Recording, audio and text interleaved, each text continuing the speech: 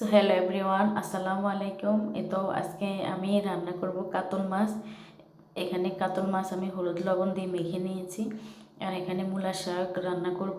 আমি কেটে কুটে ধুয়ে নিয়েছি। এখানে পেঁয়াজ কাঁচামরিচ কেটে কুটে নিয়েছি।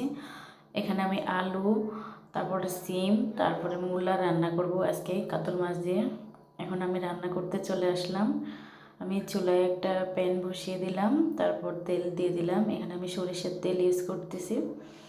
আমি কড়াইটা একটু গরম হয়ে গেলে আমি মাছগুলো দিয়ে দেব এক এক করে। আজকে আসলে শীত আসলে আমার বাসায় শীতকালীন সবজিটাই বেশি রান্না করা পড়ে, যেহেতু সবাই পছন্দ করে শীতের সবজি, তাই আমিও একটু বেশি বেশি রান্না করা পড়ে আমার। আমি সবগুলো মাছ দিয়ে দিলাম। আমার মাছটা এক পিঠ হয়ে গেছে, এখন আমি অপর পিঠটা উল্টিয়ে দিচ্ছি। এক এক করে আমি সবগুলো মাছ উল্টিয়ে দেব।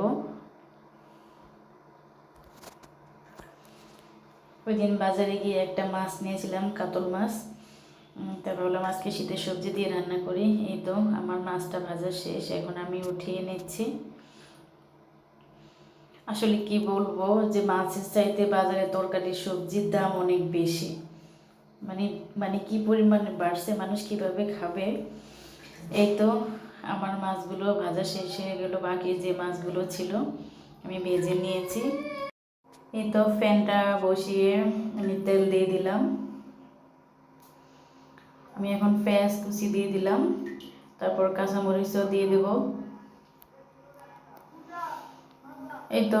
সবগুলো একসাথে দিয়ে আমি তেলের মধ্যে ভেজে নিচ্ছি।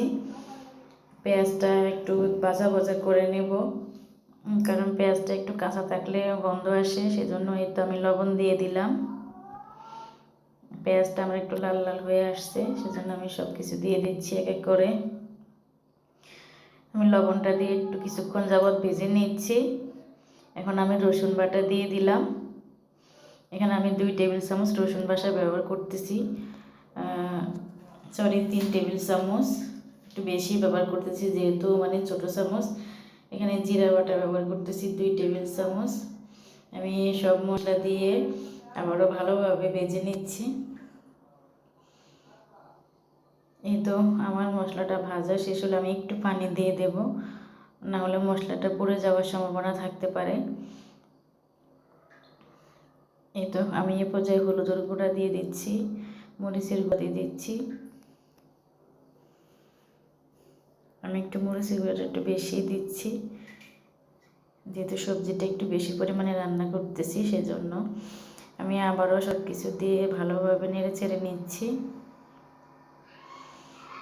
আমি একটু মশলাটা ভাজা ভাজা হলে আমার কাছে ভালো লাগে, কালারটা সুন্দর আসে, সেজন্য আমি একটু ভাজা ভাজা হয়ে গেলে আমি আবার একটু পানি দিয়ে দিলাম, কারণ বেশিক্ষণ ভাজলে আবার মশলাটার কালারটা নষ্ট হয়ে যেতে পারে, কালো হয়ে যাবে, দেখতে ভালো লাগবে না।